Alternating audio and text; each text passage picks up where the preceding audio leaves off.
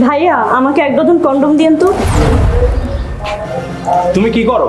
আমি কলেজে পড়ি। এইটুকু বয়সে 1 ডজন কন্ডম? একটা কাজ করো, তোমার নাম্বারটা দিও, আমাদের এই কাজে লাগবে। দেখেন ভাইয়া, আপনি আজে বাজে কথা বলবেন না। আপনার কাজ হচ্ছে কাস্টমারকে সার্ভিস করা, আপনি আপনার কাজ করেন। আর যদি না দেন তাহলে আমি চলে যাচ্ছি। কি হয়েছে আপা? দেখেন ভাইয়া, আমি 1 ডজন কন্ডম নিতে এসেছি। আপনার কর্মচারী যদি আমাকে না দেয় বলে দেখলে আমি চলে যাচ্ছি। আজে বাজে কথা কেন বলছে? আচ্ছা একটু খারাপ।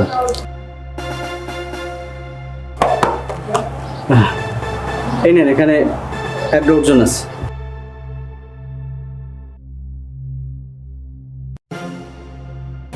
এই যে নিন টাকা। Thank you. ভাই, এইটুকু মেয়ে একদিনে 1 ডজন কন্ডম নিচ্ছে, কিছু বুঝছেন সমাজটা কোথায় যাচ্ছে? কলেজ পড়ুয়া মেয়েটি 1 ডজন কন্ডম নিল, এর আসল রহস্যটা কি? আচ্ছা এক কাজ করো তো, এই দোকানটা বন্ধ করে আমার সাথে আসো, মেয়েকে একটু ফলো করি, দেখি কি করে।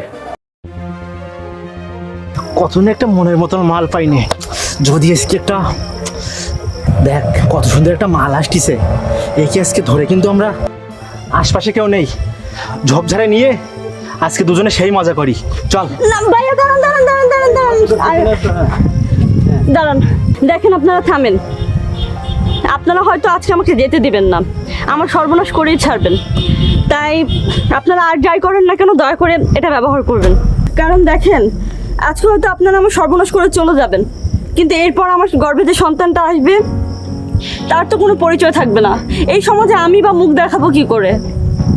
আমাকে তো এই সমাজের মানুষ বাঁচতে দেবে না। এই সমাজের মানুষের কাছে আমি হয়ে যাব কলঙ্কিনী, একজন নষ্টা মেয়ে। তাই দয়া করে আপনারা যাই করেন না কেন এটা ব্যবহার করবেন। এসব কিছু আমাদের লাগবে না, তুই চল। দেখেন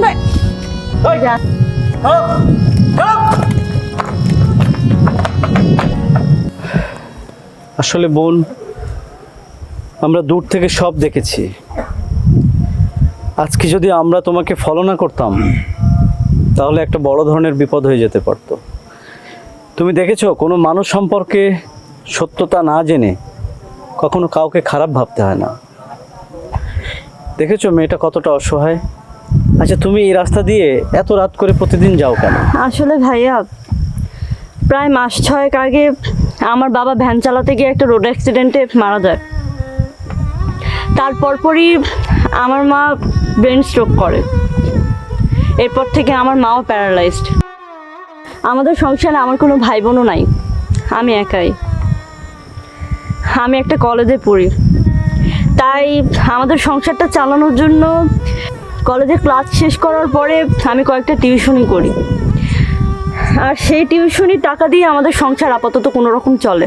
আমার মায়ের ওষুধ, আমার পড়াশোনা, সব কিছু। আর এই টিউশনি থেকে ফিরতে ফিরতে না আমার রাত হয়ে যায়। আর এই রাস্তাটা তো পুরোই নীরব, আর বখাটে ছেলেদের আনাগোনা এখানে বেশি।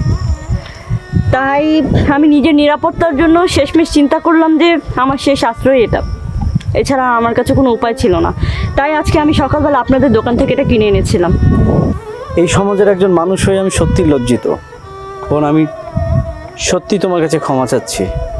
আজকে দেখো, তোমার যদি আজকে একটা দুর্ঘটনা ঘটতো, তোমার একটা অবৈধ সন্তান হতো, তোমাকে সমাজের মানুষ নষ্ট বলতো, কিন্তু যারা আজকে তোমাকে নষ্ট করতে বাধ্য করেছে তাদের বিচার কিন্তু এই সমাজে খুবই কম হয়। আমি কথা দিতেছি, প্রতিদিন তুমি যখন সন্ধ্যার পরে রাস্তা দিয়ে যাবে অন্তত ভাইকে একবার বলবে, আমি তোমাকে নিজেই আমার দোকান রেখে হলেও তোমাকে বাড়ি পর্যন্ত পৌঁছে দিয়ে আসবো। তাই তুমি এটা নিয়ে যাও, আমি ওকে পৌঁছে দিয়ে আসি। যাও। আসলে বোন, আমি না জেনে না বুঝে অনেক বাজে কথা বলে ফেলেছি, আপনি দয়া করে আমাকে মাফ করে দিবেন।